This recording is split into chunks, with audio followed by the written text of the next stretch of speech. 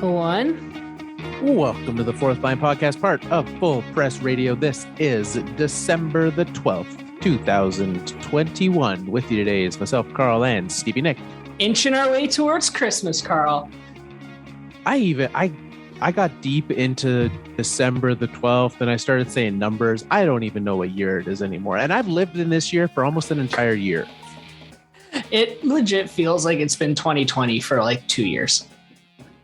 You know what I discovered recently, and I told my wife this. I didn't mean to keep it a secret from anyone, but apparently I did. For most of this year, I thought I was the wrong age. That happens. But I feel like that happens when you get to be our age. It's just somewhere in the 30s. Yeah, it's right. I think it's like whatever, mid 30s. Because it becomes irrelevant what age you are. Like I feel like in your 20s, it matters, right? You turn 20, you're 21, then you're like early 20s, you hit 25, and then you're like creeping your way towards 30. Like I don't want to hit 30. And now I'm like firmly mid 30s and I could care less how old I am. And the nice thing is that we're not professional hockey players, so we can still feel young. Exactly. Yeah. I'm not aging out of anything right now. I mean, I'm aging out of some rec sports, but that's about It's actually crazy to think that if we were professional hockey players, we'd be done already. Yeah. Right? Unless you're like some freak Chris Chelios, Zdeno Chara kind of player, you're done. We're out of the league. We're fading away into oblivion as like doing like real estate or something. Or like broadcast. Or broadcast. We're doing this. We're starting a podcast together. Yeah, I would start a podcast with you, Carl, after our hockey careers. Absolutely. When we retire from, we were going to try to do the opposite. When we retire from podcasting, we were going to start a hockey career, but I think that ship sailed. Yeah, I put a couple of feelers out there. No one got back to me. So, and you would think with so many teams missing players right now, someone would have at least tried like an emergency backup goalie situation.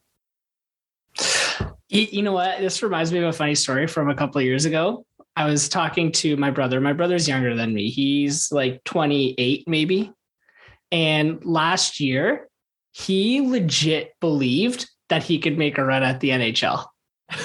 And I have no problem telling this story because he doesn't listen to the show, at least that I know of. But you're about to find out. I'm about to find out. 27 years old. Okay. He played pretty high level hockey. He played junior B. He tried out for a few OHL teams, never made it. And he just believed that if he really truly applied himself at 27 years old, he could have a go at it. And I was like, Alex, I think you're a little past the hump, man. Like if this was 5 years ago, maybe, but not now. But like, with all due respect, I think that the amount of people that do not crack a junior, like a major junior roster, and then can do it even at 22, right? Like as a teenager, if you can't crack those rosters, and then all of a sudden you think, you know what, I haven't been playing high level competitive hockey for the last 4 years. Maybe I could do it. I like that. I like the drive. And you know what? He went and he got into the best shape of his life. No kidding. Over the last year, he's in great shape, but still, I don't think he could do it. Well, you can't take like a 4-year hiatus from playing not even high level hockey, just hockey, and then jump back into it. Yeah. Well, good for him. At least for getting into shape. So yeah. All right. We got a fair amount to happen on the show tonight.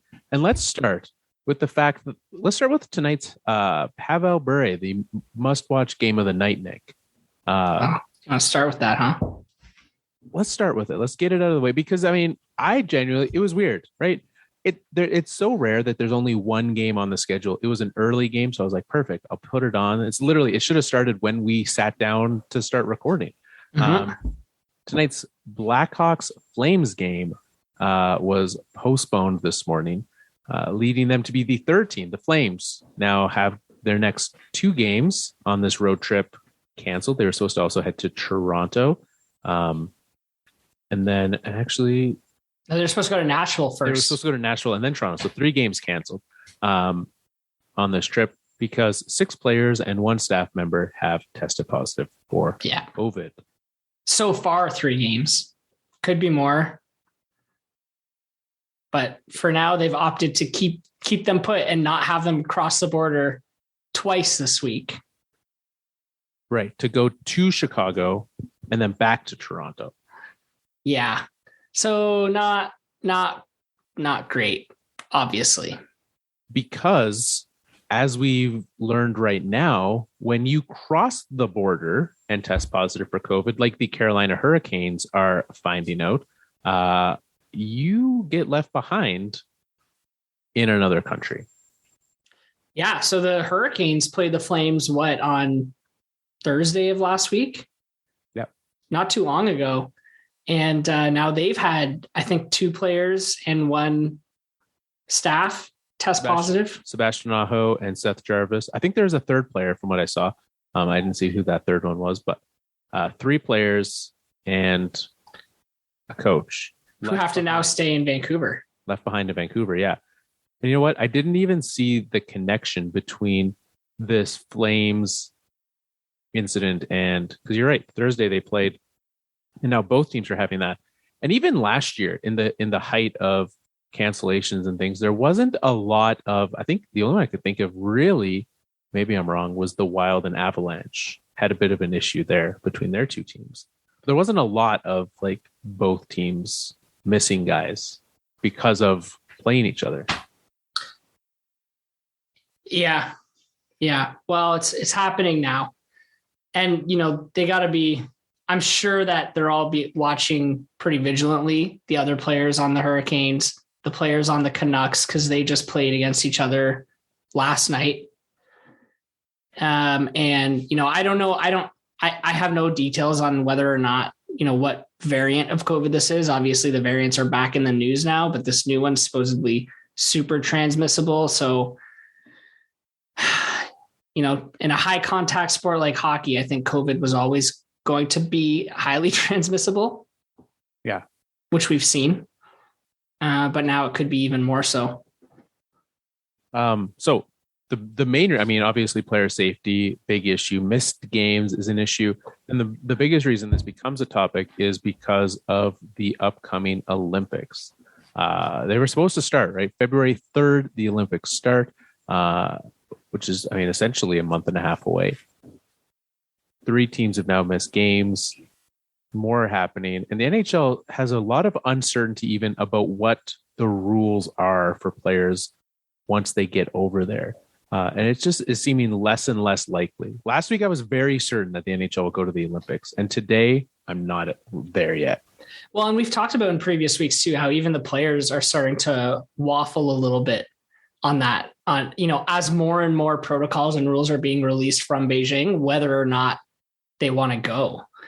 Like, I think the latest one is if you test positive while you're there, you have to stay there for 3 to 5 weeks in quarantine before you can leave.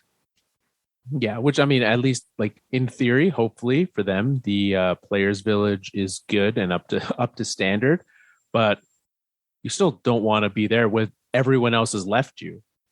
Well, you're also still not coming home to resume your NHL season. Also that, right? Right. You're missing time. So I don't know. It's feeling to me like it's more and more unlikely that the NHL is going to go to China for the Olympics. I think that with the postponements, they're going to need that time because I don't think Calgary is going to be the last one. I think there will be more probably later this week, if not early into next week. And I think that the players are just not going to like the rules coming out of China that they're going to have to follow. Well, and we've seen some players kind of allude to that, right? Robin Lehner said he didn't want to go because of that potential. Alex Pietrangelo today, he said, like, I don't want to be away. If I'm just gone for the Olympics, sure. But he said, I have 4 kids under the age of 3.5, which Alex, it's pretty impressive. Dude, doesn't he have triplets? Is that how he pulled it off? Okay, I'm less impressed. I think so. I thought he was just like bam, bam, bam, just one after another. No, I'm pretty sure they have triplets or something like that. Something crazy. Okay. I mean, triplets are still somewhat impressive. So I guess as if any of that's impressive. I don't know what I'm saying anymore. But he's like, I don't want to have to be away from my family, right? You mentioned like your team, but you've also got your family back home that you're away from. So I think all of this is going to be a reason that after all of this, after not going in Sochi, that in Beijing, we're still not going to go. Yeah, and I was pretty confident the players were going to go to Beijing because they wanted it so bad, because the league has identified China as kind of an opportunity market for them. I was so sure that it was going to happen this year. Doesn't look like it, though. Doesn't look like, yeah. The universe had other plans. Do you know, is there like a drop dead date where they need to decide? Because it's late. Is it? It's like sometime in January. Okay. Because I mean, they still would, in theory, need to send someone, but at the same time, I mean, you've got countries like pulling out diplomatically of the Olympics, or like they're not sending. I've seen at least 2 countries that are not sending political delegates to the Olympics as a protest of them. So we might see entire, athletes not going as well. Yeah, and I think at that point, that's up to the athlete to do. I don't think there's going to be any countrywide boycotts that don't send the athletes. I don't think. There might be some individuals though who decide. Absolutely right. So just another thing, but definitely looking less and less likely, and we'll see as more cases show up, maybe from the Hurricanes, maybe from the Canucks. I mean, that becomes a real case study in itself, right? If Calgary, then Carolina, then Vancouver starts to become an issue, then I think the league's got to look at changing protocol. Yeah, for sure. Which would suck for Vancouver because they're like 4-0 under Bruce Boudreau right now, aren't they? I was going to say, they've got the chance. They've got fans yelling, Bruce, there it is, during the game. Doesn't get better than that. Elias Pettersson's scoring again. You don't want to take time off now. No. You're at peak Canucks. So, but I saw a fun fact today, and I wanted to get your thoughts on whether you felt just gut feeling. Is it high or low? I saw today 17% of NHL players have entered the league's COVID protocol this season. 17. This season? Yeah. I thought that was going to be from the last 2 seasons, and that seemed high. You think it's high? Seems, well, if you think about to cancel games, because Carolina hasn't had games canceled. They have 3. The Flames had it with 6. I think the Sharks had 7 players and didn't cancel games. Ottawa's canceled. Who's the 3rd team? The Islanders. Yeah. I guess those of a 23-person roster. A quarter? Yeah, that seems high, but I guess not. It kind of felt like if I had no indication and someone just said, guess what percentage, I probably would have said somewhere in the 10 to 15% range. Yeah, 10 would have been my guess too. But 17% of all active players of the NHL have entered the COVID protocol at one point or another. Yeah, that's wild. It's crazy. But, like I said, it's a contact sport. These guys are traveling nonstop, often on airplanes, in hotel rooms, crossing borders. It's a high risk profession. It's true. All right, let's take a look. I know you already shared something that you didn't want your brother to find out about, but can I ask another personal question? Sure. Nick, and let's not give out too much details. If the answer is no, do you pay your taxes? Yes, I pay my taxes. It's a really dangerous question to ask somebody on the air. To while you're recording, do you work for the tax agency and you're like, we got to get this guy on record? Yeah, I was hoping that we could. I pay my taxes every year. What's interesting is that he's saying that, but he's shaking his head no. So Come at me, CRA. I got my records. But here's what's interesting is that makes you better than an NHL team, because the Arizona Coyotes this week got in a lot of trouble when the city of Glendale and the state of Arizona came out and said that the Coyotes owed $1.3 million in unpaid city and state taxes. And if they did not pay, that they would be locked out of the building and would not be able to play in Gila River Arena. Pretty wild. I have a lot of questions about this entire situation. First of all, the Coyotes have come out and said it was a mistake. It was quote unquote human error. Yeah, that has been resolved, as they put it. That has been resolved.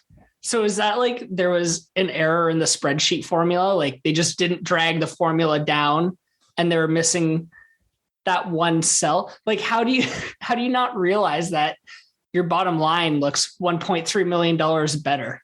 You're like, yeah, we don't need to get rid of Phil Kessel. We can still afford to have him. We can pay him. Absolutely, we can. I just imagine these guys scratching their heads at the spreadsheet like, I don't know, it's not working out. We just have 1.3 more than we thought we would. Oh, well, I guess we'll just take it and move on. Yeah, I do. I appreciate they did refer to it as an unfortunate human error. And I took that to mean like just an error in judgment. Like, hey, do we need to pay these taxes? Nah, we're good. They won't come after us. That's not a human error. It's an unfortunate human error, Nick. That's just a very poor call in judgment. Do you think that person never mind, we won't go down that road. Just how do you not pay your taxes? It's the law. It has been forever. It's pretty black or white, right? There's no gray area here. Yeah. So that's my first question. My second question, if we can switch sides of the table here for a minute. The city of Glendale, why did you let it go this long before you said something? Like, surely this has been building up over some time. Oh, this is absolutely just a negotiation ploy, right? They've probably even known and talked to the Coyotes about it. Like the Coyotes knew. They're like, look, like we need that money. Yeah, you'll get your money. And then they don't pay. And they're like, look, we're going to tell mom and dad if you don't pay your money. And they did. They told everyone and everyone else's mom and dad. And then they had to pay. And I like how they gave them like no time either. They're like, you got to pay or you're out next week. Yeah, because there's no chance that they like just started with that, right? That they were like, hey, by the way, you're out next week. Like they warned them multiple times. I would be very impressed. I mean, that's a pretty bad in the middle of negotiations to go public with an issue like that instead of like kindly mentioning it in an email or a text message beforehand. Text message. I just imagine in their like contacts list, it's just city of Glendale. What I find interesting, I mean, you have many more. I don't know how many more you have of questions. The name of the company that actually owns the Arizona Coyotes is arguably the worst name. I now understand why the Coyotes are struggling as an organization, because the group that owns them has the worst name for an Arizona hockey team I could ever imagine. What is it? 2 words. And the first word is Ice Arizona. So that's all one word? That's all. Yep. All one word. Ice Arizona hockey. That's what you came up with, was the combined word of not even Arizona Ice, which is grammatically correct, but Ice Arizona hockey. I don't think that's intentional, Carl. I think that was an unfortunate human error. Is it someone forgot to hit the space bar? Yeah, they actually it auto-corrected. That's right. It auto-corrected. They actually their biggest issue, and this is probably not that far off of a actual thing, is that it was the Arizona Ice Tea Company really owned a lot of the Arizona Ice name, so they probably had to switch it. It's getting very confusing with all the ice companies. But as of now, December 2021, this team's valued at $400 million. Yeah, there was a big, we talked about it on the show this week, and I saw a lot of word coming out about how values of NHL teams are going up, right? With the sale of the Penguins and all of that. I think a lot of teams are seeing some spike in value. I don't know who would pay $400 million to buy the Coyotes right now. Wow. I mean, I think they paid $300 million to buy them. What was it, last year or whenever they bought them? But their revenues are $66 million. This is according to Forbes. Okay. Yeah. $66 million in revenues. Well, can you just pay one of those millions to taxes? Just the actual people. I mean, $66 million in revenue is not very much when you consider the salary floor for the NHL is 45, right? It's not very much. They take on more than that. So, but you know what also is not very much relative to that? 1 million. Also that, yeah. That's less than a percentage of their revenues. Yeah, it's not very much. Interestingly, Gary Bettman not concerned about the team having to relocate. He said this week that the owner is committed to keeping it there and is working on a plan for a new arena and now this is what's interesting. Where is that here? I saw a number. I just want to make sure I'm not crazy. When you have revenue of $66 million, how can you justify, that's revenue. That doesn't even count your costs. So profit wise, how can you justify spending money on a new building, which buildings that now clock in at $1 billion? Yeah. How can you justify buying a new building? And that they're going to put it on the taxpayers of Arizona. And that they're not one of the taxpayers of Arizona. That never occurred to me, but you're right. They're not considered a taxpayer. No, they're based on their revenues, even their value, this team alone can't afford to build an arena. That money's coming from elsewhere. Yeah, no chance. I think the question is, let's say you build the new arena, however you're getting your income, if part of it's taxpayer and part of it's, whatever other businesses this ownership group owns, casinos or whatever it is, part of it's a loan from the league. How do you justify that afterwards? How much new business is this arena going to bring in for you? Yeah, Arizona's got plenty of good arenas already. So they have to find a way to make the team win or grow the fan base to grow that revenue line. Yeah, it's a tough situation they've got there. Apparently they also still owe an additional $2.3 million in unpaid bills to the city, etc. So I know Gary Bettman's not concerned about it, but I am.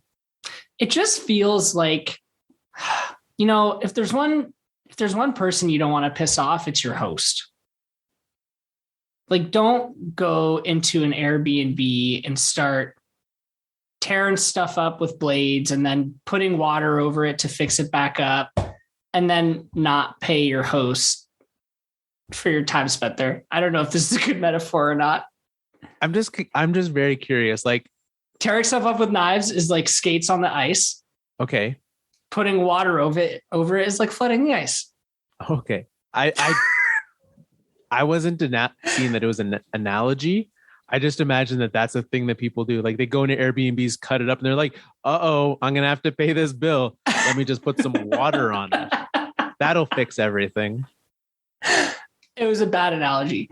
My point is, be nice to your hosts. I did find the actual number. The Coyotes proposed a $1.7 billion arena in September of this year. So definitely big money.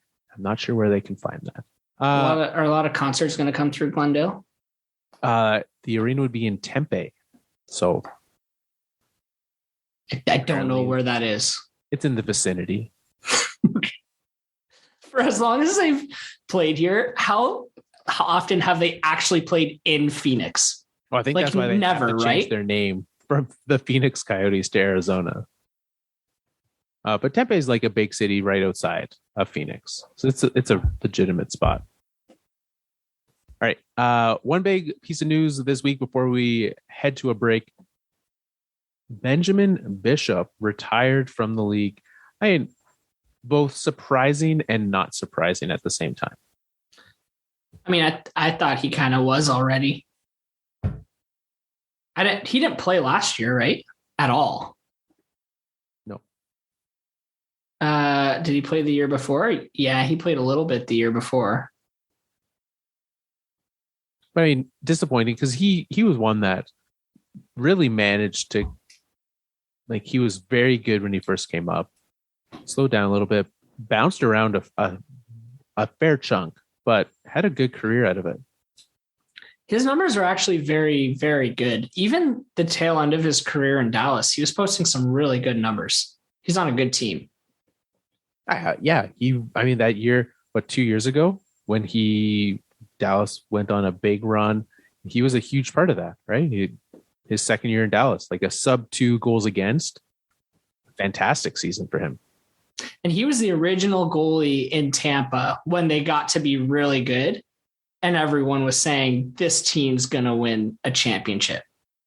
It was Ben Bishop. Yeah. Like, that's the team I remember him. I think of when I hear Ben Bishop as Tampa Bay. Absolutely. Yeah. I think of him. I mean, I think of when he first moved to Tampa. Because do you remember the deal that he was in when he went to Tampa? No. Trying to remember exactly what it was, but I know in hindsight it looks very bad for the Ottawa Senators, who could use any number of high caliber goalies. So the trade, you mean? The trade, yeah. He was traded for Corey Conacher. Yikes. That's not good. No. Man, Ottawa. There's a case study right there. It's just their last 30 trades. Hey, that's some off-season content. If there's a podcast that wants to have us on once we shut down in the summer and do a deep dive into Ottawa Senators trades, let us know. Happy to do it. Happy to put ourselves through that. Yeah, because I remember he started with the Blues, drafted by them, traded to Ottawa, and then traded again by Ottawa for essentially nothing. And he never won the Vezina, but he was a finalist what looks like 3 times. It does look like it 3 times, yeah. One of those times was in 2019, not even that long ago. Well, that was that great year for him, for sure. He never even won because he never won. Did they win a Stanley Cup in 2015, Tampa? No. Okay, so he never won his cup. They lost to that was the Blackhawks Stanley Cup. So again, great team, Tampa that year, but not good enough. Yeah. Well, anyways, Ben Bishop. It's disappointing when a career ends early because of injuries, but I'm glad that he can at least get that closure that comes with moving on. Yeah, and he goes down with a pretty good stat line. Oh, for sure. Yeah. All right.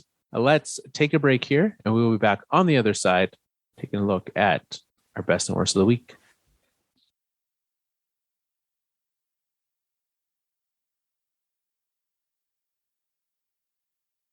Three, two, one. And we're back, and we have our very exciting recurring segment, Connor and the Coyotes, where we go through our Oh, I like that. Thanks. We'll go through our best and worst of the week. And we're going to start with Carl's best, but I'm kind of dreading it. I don't like the look on your face. What's interesting since we've started this segment, I think since we named it, the Coyotes have been in the news every single week since we've named it, the Connors and the Coyotes. I know, it's pretty great. For and once for the best somehow. That was because of me. Yeah. Well, they won 3 games that week. That's more than they've won all year. This one is also because of you. Sort of. because my best of the week are the Colorado Avalanche, who did something that is quite impressive. They won 4 games this week. 3 of those games, they scored 7 goals in. Monday, Wednesday, Friday, 7 goals in each. They scored 3 goals in a win against the Panthers on Sunday. But what makes it the best is we had a bet, and that bet was the Red Wings and Avalanche game. And you said, I don't know if I've ever lost these bets since we've known each other. I don't think you have. So we'll have to go back and see when the last time the Avalanche lost to the Red Wings, and maybe that we just didn't bet that one, but we made a bet. And what I like about this bet is, one, you have to do something on the show right now, but also you're going to make a little donation. Yes. So that was the nice part of the bet. Was I think we said $5 for every goal scored in the game. Yeah. I mean, in the end, it's whatever you wish to donate. But so, well, the bet was $5 for every goal scored. Obviously, we didn't know that there was going to be 10 goals scored in the game. Of course, it was the highest scoring game of the week. So 10 times 5 is 50. And I'm actually going to double that and donate $100 to the food bank in Calgary. Oh, that's very appreciated. So that's the nice part of the bet. That is a very nice part of the bet, yes. And that's the part of the bet that Carl was like, hey, this is a nice idea. Let's just do this. And I said, yeah, Carl, sure, that sounds really nice. But let's also layer on an embarrassing part to it as well. And that's where this comes in. Yes. And this is where things go sideways for me, because when it comes to betting, I'm way too confident. And I thought, my team's been better this year. They can do this. They constantly pull off disappointments against good teams. So I said, you know what, Carl? On Monday's show, the loser has to provide an unbiased list of the top 5 franchise players for the opposing team. Not only were you willing to put your money where your mouth is, you're also putting your mouth where your mouth is. And I like that about you. So, Nick, without further ado, who are the top 5 Colorado Avalanche of all time? So here's what I think. And I have to admit, I didn't put a ton of research into this, but it was an era of hockey that I paid a lot of attention to because my Red Wings were just as good.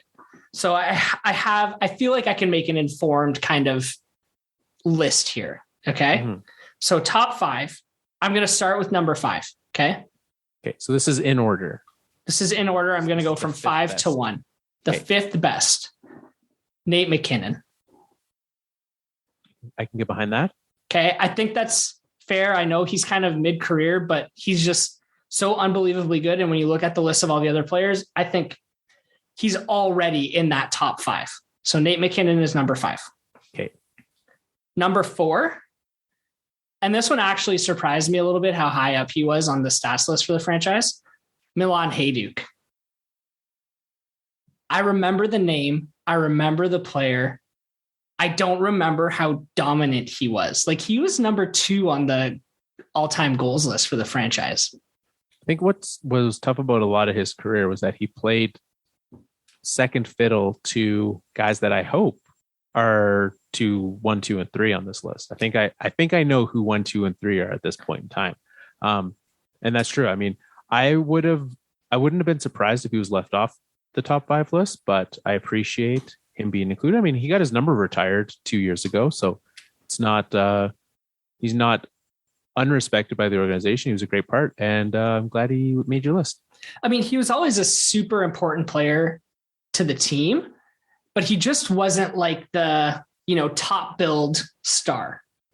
Exactly. So I was surprised. He wasn't on my list when I just did it off the top of my head, and I added him on afterwards. Okay. Number 3, Patrick Waugh. Interesting. I mean, he's one of the best goalies of all time. Yeah. Statistically speaking. Mm-hmm. He won the Conn Smythe Trophy in 2001, I think. Mm-hmm. He was, as much as his lows were low, his highs were very, very high. He's a very emotional player and a coach. I did not include his coaching career in this.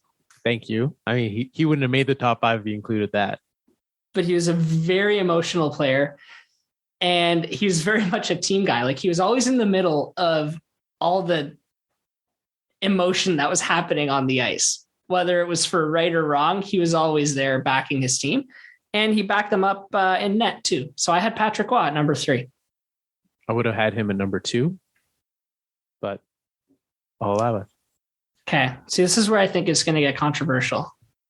Wait, there's controversy here? I'm very curious to see who you have at 3 then, or at 2. Well, I'm going to jump to number 1. Or no, I'll jump to number 2. Number 2, Joe Sakic. Okay. Okay. Is this the controversy? Is that he's not I think number 1? so. I think so. Because again, in my head, when I did this list top of head, Joe Sakic was number 1. But when I looked into it a little more, I thought he played twice as many games as the person that I have in number 1. And that's why he had the overall stats that he did. But when you look at a per game basis, the player I have at number 1 statistically scored more in an Avalanche jersey. Well, and I think knowing who you likely have in number 1, injuries definitely like shortened his career big time. For sure. Because he played such both high skill game, but also an incredibly physical game that he just couldn't continue to play that way. And it showed when he went, and I'm going to allude to it a little bit, when he went to Philadelphia and Nashville to finish his career. He just wasn't the same player. So we're talking about Peter Forsberg. Yeah. For me, number 1 Avalanche of all time. I think that there's like, I think it's easier for me to say that because I think there's a little more emotion attached to Joe Sakic for Avalanche fans as the leader, the captain. I think he won the Conn Smythe Trophy in '96, the first time they won. He was always the guy accepting the Stanley Cup. He's the guy who turned around and gave it to Ray Bourque. Like, he was the face of that team. Yeah, he was. He was the captain. He was there for his entire career, which was a lengthy career. I mean, he played till he was 38. So yeah. I mean, I would have had Sakic 1, Watt 2, Forsberg 3. I probably also would have had McKinnon. McKinnon would have been 4 or 5 for me. Okay. And then what I'm trying to do is, like, I mean, it makes sense that you would have Hayduk there. I want to put a defenseman on there, and they had some very good defensemen, but none of them for a lengthy period of time. Like, Rob Blake was there for a number of years. Ray Bourque played only a year and a half there. Sandis Ojelin had a good career. And luckily, in like 10 years, when we do our reunion tour, Cale Makar's name's going to be on this list. Oh, I'm sure he will be, for sure. So I thought about the defensemen, and I thought Rob Blake and Ray Bourque, to me, they weren't like those lifetime Avs. Like, I had a hard time thinking of them as the like core of that franchise. Yeah, because they were later additions. So that's why I left them off. I had Adam Foote in there. Foote would have been a good one too. But I took him off when I saw Milan Hayduk's stats. Yep. And I thought of Foote. I should have mentioned him in that list of those 4 or those 3. But yeah, I think it's a good list. I think you did a great job. And then who's the other guy? Uwe Krupp, who scored the triple OT goal in '96. Put him on there too. Where you haven't mentioned Claude Lemieux yet. Where are you putting him? Claude Lemieux is like number 30. I knew you were going to bring it up too. Like, you have to bring it up, don't you? Garbage. Don't I have to? No. Did you see what your boy said about Claude's boy this week? No, my boy? Nick Foligno sprayed Brendan with water in the face. I saw that he was talking a little bit of smack in the press. My favorite part was he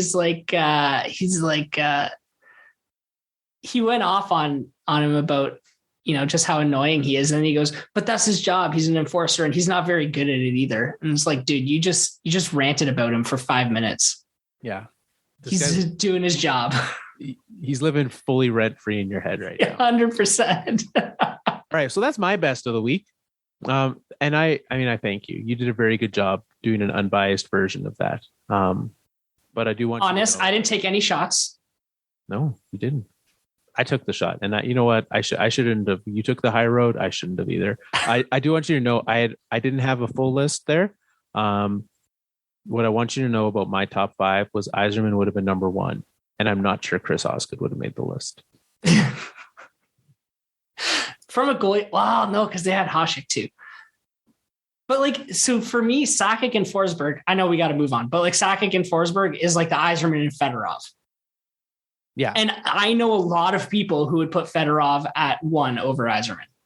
I'm not one of them, but it would have been, those two would have been there for sure. And then from there, it would have been Lidstrom. I probably would have put Lidstrom second. Probably would have been Yzerman, Lidstrom, Fedorov. And I don't need to figure out the rest of the list because I didn't lose the bet. Nope. And we don't have time anyways. Let's talk about something more recent. Okay. Something the kids will like. All right. Well, yeah. Let's skew a little younger for our audience today. So earlier last week, there was an amazing goal scored. Who was it against? The Buffalo Sabres. They were playing the Anaheim Ducks. Trevor Zegras is behind the net, and he flicks the puck onto his blade and tosses it over the net to Sonny Milano, who bats it out of midair into the net. It was like a lacrosse goal, but it was like a 2-player version of the lacrosse goal. Here's what's amazing about that goal in so many ways, because SportsCenter and Sportsnet and all those lose their mind every time Sidney Crosby bats a puck out of the air. They also lose their mind every time someone does the Michigan or the lacrosse goal. This combined both of them in one play. So the goal itself was amazing. The reaction was even better because Zegras just couldn't even believe it happened. His hands were on his head. He looked like he saw a ghost. I love that he did it and was like, I can't believe that just happened. He's like, I can't believe you actually hit it. Do you think that's something they practice? Absolutely. Yeah, I think so too. That's got to be that's those Dude Perfect videos, and you watch them and you're like, that took them 100 tries and they just kept the best one, except they did it live. Yeah, they got it first time. Because it would have looked real embarrassing if it had just hit him in the face and bounced off and nothing happened, but now he has a bruise on his chin. Or he took a whack at it and missed it, and then the Sabres picked it up and went on a breakaway the other end. He just standing there and he smacks the goalie in the head with his stick. Whoops, my bad. But it was pretty amazing that obviously the Sabres didn't really know it was coming, but Dahlin took a swipe at it as it was going over the net and he missed it. Yeah. And Milano just perfectly got it. It's a great play. It's creative. It's legal.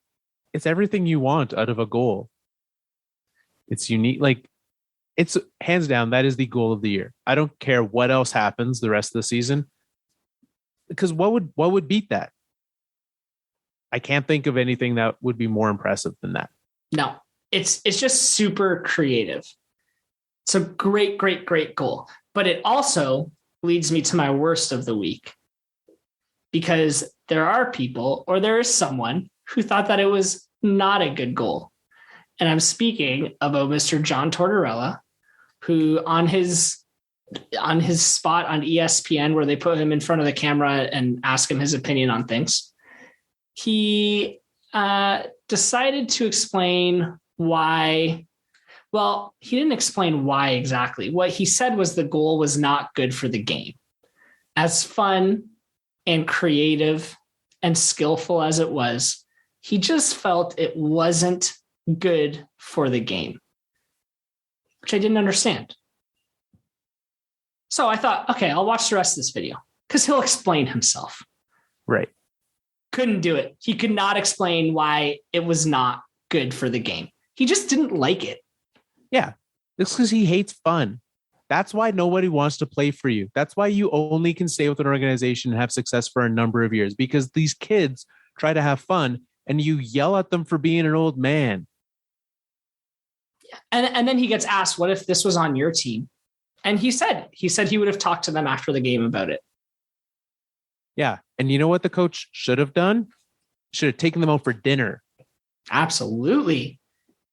Should have played it on repeat in the locker room. Yeah.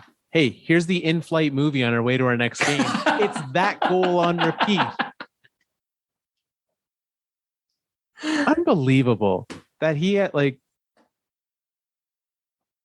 it's just, I don't understand the guy.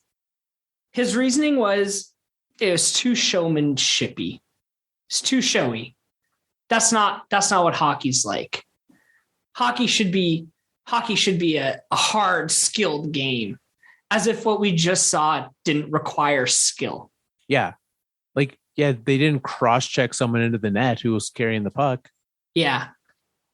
Yeah. Well, they didn't elbow someone in the face who then poured blood all over the ice. So therefore it wasn't a hockey play. Do you think that ESPN asks him to play a role? Or do you genuinely think that that's his opinion? Because it seems like it's just so wrong of an opinion, I think. I know that you can't have a wrong opinion, but here I think this is the wrong opinion. I don't think it's explicitly stated in his contract that we hired you to give us the alt opinion on this. But I think it's expected to a certain degree that he gives us the old man view on it. I mean, it's weird if you watch it because he's kind of smiling and he's kind of wavering and hesitating in his answer because he knows he's going to get roasted for it. He knows he's going against the grain. He knows he's going to give an unpopular opinion. And I wonder how much of that is encouraged by the producers. We're like, okay, John, we're going to ask you what you thought about it. What do you think you're going to say? Oh, it's a fun, creative goal. Can you can you make it a little more interesting than that? I don't know what those production meetings are like. I kind of just think this is his opinion though. That's my concern, is that ESPN, who's hey, we're going to be creative and innovative and bring hockey to these new markets. And we're also going to shove John Tortorella on TV and complain about fun goals that kids are doing. So he thinks this goal is not part of the game. He thinks Connor McDavid has to pull back and toughen up a little bit. He's just trying to rip all the fun out of modern hockey. And what literally his point was that in the 90s or the 2000s, he says you would have gotten your head ripped off for doing that. Is that the reason why you shouldn't do it now? In the past, people would have hit you for it. In the past, people did a lot of stupid things, John. Let's not use that as our metric. Yeah. And I don't know. I don't get it. We've moved past that stuff, right? It's not even up for debate anymore. That's just not the way the game's played anymore. Yeah. If you don't like it, go away. Please. Do you want to know what my worst of the week is? I do. Mine was actually, it was involved a game. Both of mine involved the Avalanche, not because I just watched Avalanche games this week. I did watch other games. And one of them is related because my worst of the week is Jacob Trouba. I don't know if you saw his week, but he went on a tear. He hit Nathan MacKinnon in the head. He had to miss part of the game with the Rangers that day. He also hit, and I'm trying to remember who it was on the game before. That would have been against the Predators. There was somebody hit in that game, also with his head down. Hit him. He left the game. Both of them leading to fights, which led to John Tortorella would have loved this. If he hadn't been fired by the Rangers, he probably was all over it. But the fact that he got a Gordie Howe hat trick in that game was something that was widely publicized. And for me, I look at this and think I was actually surprised that he wasn't punished in some way for either of those hits, especially, I'm not saying that because it was McKinnon, it should have been more, but the fact that it was back-to-back games where there was hits that should have been avoided that he did not, and that the onus on both of them was put on the skater to, and I mean, there is a certain onus on the skater, but the fact that the onus was put on the skater to put themselves in a defensive position instead of Trouba to not put them at risk. I was surprised that there was no punishment doled out to him. So that is my worst of the week. Still surprised by the Department of NHL player safety, huh? Yeah. I mean, Jacob Trouba is not historically a dirty player. No, really. That's why it was surprising that, like, watching that second game, I was like, was that actually him again? Because it was Luke Kunin for Nashville the first game, and then McKinnon the second game. I was like, he's really doing this back-to-back games, is he? Yeah. It's kind of out of character for him. But it's not out of character for the DOPS to look the other way. No, hardly. It's almost like they have a quota of games that they can hand out per year, and they save them for the Lemieux, the Marchands. Who else? Tom Wilson. Oh, Tom Wilson better be careful. They're saving games for him. Oh, no. Sorry, I was wrong. It was not the Nashville game that it was in. I mean, he did something in that Nashville game too. But it was against the Blackhawks. That was the game that he did it in. In that game, he sent Kara off on a stretcher. That was what happened. Oh, that's that game. Yeah. So I don't know if you saw that hit or him leaving, but it was the Rangers Blackhawks game. I think it was our high sticking game, which is what I was watching. Anyways, multiple people that he's sent up. And so, like, guy leaves on a stretcher and they blame the Kara for skating with his head down. Well, you could just not hit someone in the head. Yeah. Well, like, you should not hit someone in the head. Actually, there's rules in place to get people to stop hitting people in the head. Is there now? So don't do it. I mean, there's rules that you have to pay your taxes, but NHL teams aren't doing that either. Oh. So that's mine. Jacob Trouba, get better. You are a better hockey player than that. And he is. To show it. He is. All right. Let's take a step then towards I mentioned the high sticking, our games of the week. We're going to pick our games of the week right now. And I think it should come with a big caveat now. Yeah. Barring cancellation, because apparently that's the thing we need to be concerned about. We finally had one of them canceled. Barring cancellation, these are because, oh my goodness, because literally I look at the schedule and the game that stands out to me tomorrow is Carolina, second in the division, against Minnesota, first in the Central. You want to do that game tomorrow? Do we take the risk? You want to have? Yeah, we're risk takers. All right. Let's do it, because there's another good game to fall back on if that one doesn't go through. What's our backup game? Toronto, Edmonton. Okay. That's another good one. Yeah. All right. Perfect. Because there's also, there's many good games left tomorrow night, because Vegas, Boston could be an interesting one too. Yeah. All right. It brings us Wednesday. We've only got 3 games. Wednesday's not a great slate of games. No. Can we cancel one of those games? Yeah, please. Reminds me of how last week we made everyone watch Philadelphia, Arizona. I was going to say, so you're saying we shouldn't pick the Rangers and Jacob Trouba against Arizona? Is that what you're saying? We absolutely should. Okay. That's the game.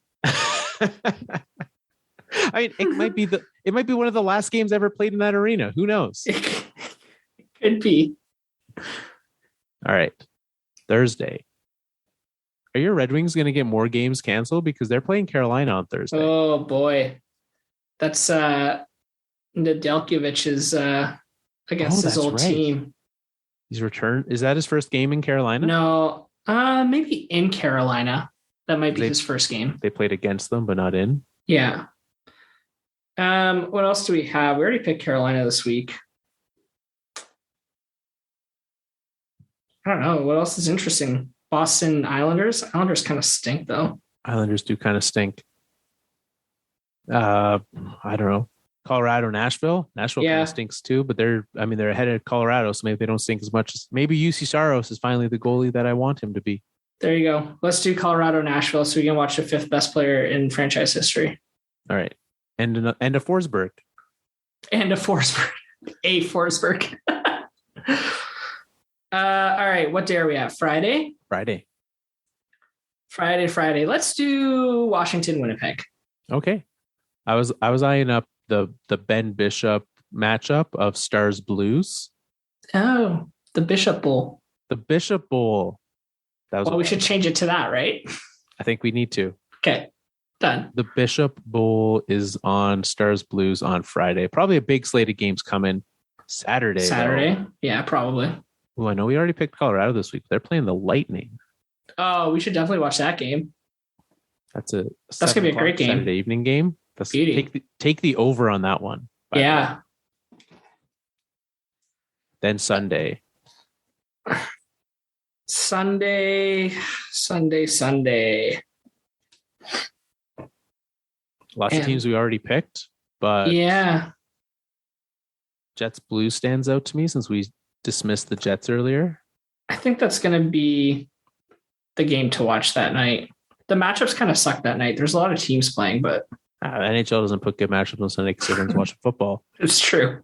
And Monday. Oh boy. Monday, Nick. Already? We need to 2 weeks in a row. If we're doing this again, see, this will be during the show though, so we can't do the bet for the show. It'll have to be the following week. And then that's actually going to be spoilers for everyone tuning in. That's actually going to be our last episode of the year next week.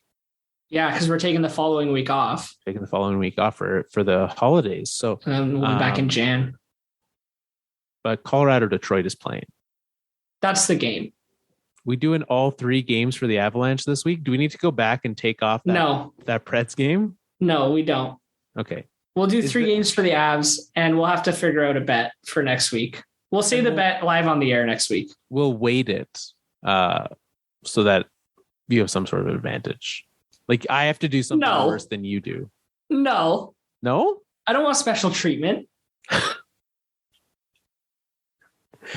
It's like when, you're a kid and your dad's playing video games with you and he just like takes it real easy on you. Yeah, I don't want that. Or like you start with 2 extra goals. Yeah. Like we could bet the line instead of. Let's talk about it. We'll think about it. We'll announce the terms of the bet next week. Yeah. When we fire up the show at Puck Drop, that'll be a great way. All right. What you can do, because these are going to be, next week we'll pick our games through till the Christmas break, but this is our last stretch of games coming up before the Christmas break, which also means we're resetting. What do you want to do for our next type of high sticking? We've got bet the over-under, pick the over-under, or pick the score. If we're going historically, we did score second, so probably score next. Yeah, let's do score next, and we'll finish with over-under. So from now until, I guess, maybe the Olympic break, we'll see what we want. Maybe there is no Olympic break.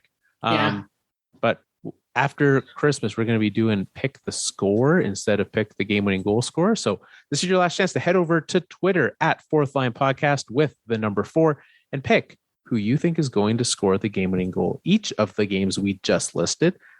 You can be like some who send us them all at once, or you can pick every day. Either way, get those picks in.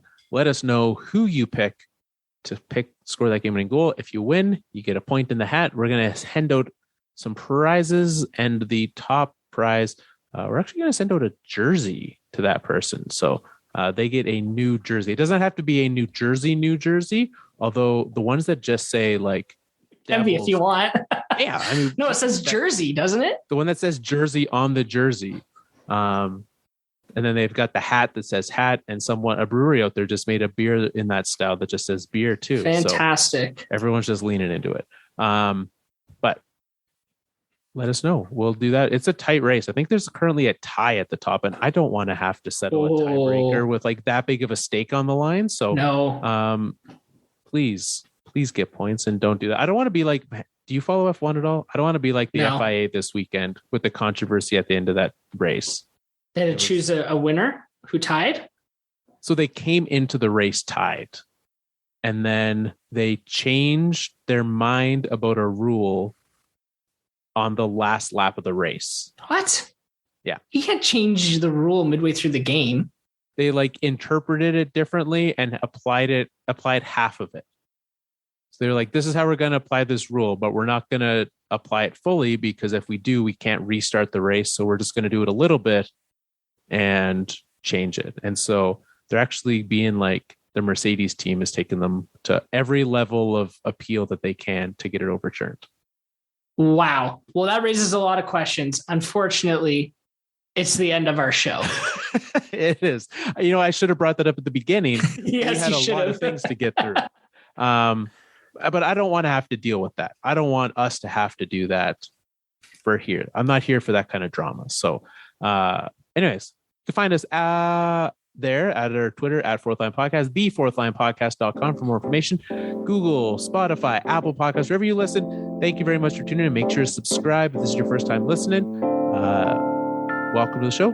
Glad you stuck around till the end. Hope you enjoyed it. You can also find us at Full Press Radio and Full Press NHL, as well as many other great shows and content over there.